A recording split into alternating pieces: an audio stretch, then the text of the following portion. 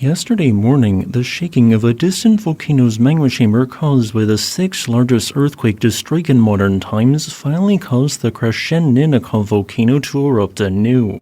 Yet, while being a rare, albeit textbook example of a major earthquake triggering a volcanic eruption at a volcano that was already seemingly primed to erupt, Krasheninnikov was not the only volcano that the July 30th megathrust earthquake seemingly impacted. As among the 68 volcanoes which received seismic waves strong enough to potentially be impacted, there are a total of 6 separate volcanoes where secondary effects were observed. Today's video is dedicated to discussing each of these 6 instances and the type of unrest it triggered. Starting off with the weakest triggered unrest of the group, we travel to the southernmost active volcano on Kamchatka, the Kambalny Volcano. For reference, after having not erupted for more than 600 years, Kambalny came to life and produced an eruption in 2017 that lasted 1 month. The occurrence of such a recent eruption means it still has a volume of magma to draw upon, and it appears that seismic waves jostled some of its underlying magma chamber on July 30th, much like rapidly shaking a carbonated beverage. As a result, Kambalny has been producing a fairly strong earthquake swarm ever since, whereas beforehand it essentially was producing no seismic activity, although this change has not occurred alongside anything else. Heading 183 kilometers to the north-northeast, we reach the Mutnovsky volcano, which has not erupted since 2000. While the July 30th megathrust did not seemingly trigger an earthquake swarm underneath its edifice, what it did trigger was a notably increased level of degassing from its fumaroles and summit. While beforehand its degassing was modest, the shaking appears to have increased both the height and concentrations of emitted gas by a factor of 3, making its plume more easily visible from a longer distance. This plume is seemingly enriched in sulfur dioxide gas, hence its blue tint, although I cannot say if the concentration of this magma-linked gas has actually increased. A quick late update. Right before I published this video, Mutnovsky's alert level was raised to yellow and people were told to stay away from the volcano. For our next 2 volcanoes, the presence of increased unrest at them is unconfirmed, and there is a high likelihood of noise being misinterpreted as actual unrest.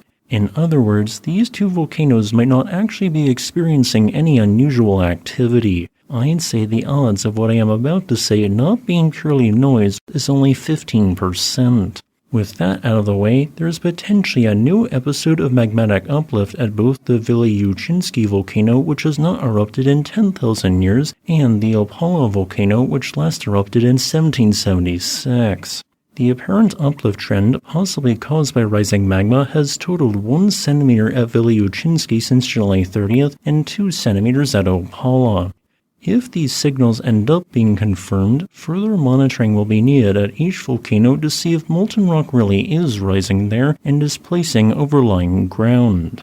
Heading to the far northern end of the region, which experienced MMI5 shaking or greater on July 30th, we reach the fastest growing volcano in all of Kamchatka, Klyuchsvkoy.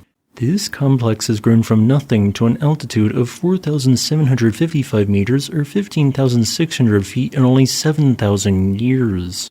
With the highest rate of average volcanic material ejected every second among all regional volcanoes, it should come as no surprise that this volcano had been erupting since the 2nd week of this April. Before the magnitude 8.8 earthquake, Klyuchsvkoy was producing occasional ash emissions at its summit. This changed within 12 hours after the earthquake as a paroxysm occurred, with violent strombolian activity releasing ash emissions to 20,000 feet altitude, occurring alongside several 100-meter-high lava fountains and an unusually long-distance lava flow which quickly descended 3 kilometers to the southwest. This activity has since declined but built a new, small cinder cone on Klyuchsvkoy's summit. But the most obvious and strongest example of the megathrust earthquake affecting a volcano came on August 3rd when Krasheninnikov produced its first eruption in 562 years, an eruption, mind you, that is still ongoing. Megathrust earthquakes only rarely can sufficiently shake volcanoes that are already primed to erupt to the point that they actually trigger an eruption. And yet, examples of such do exist. Japan's megathrust in 1707 triggered an eruption of Mount Fuji 49 days later. Chile's 1960 earthquake caused Pyehu Cordon Col to erupt 2 days later. And Kamchatka's 1952 megathrust caused 3 volcanoes to erupt. As a final note, I would like to thank my new YouTube channel member, Annie Humphrey, for supporting my work.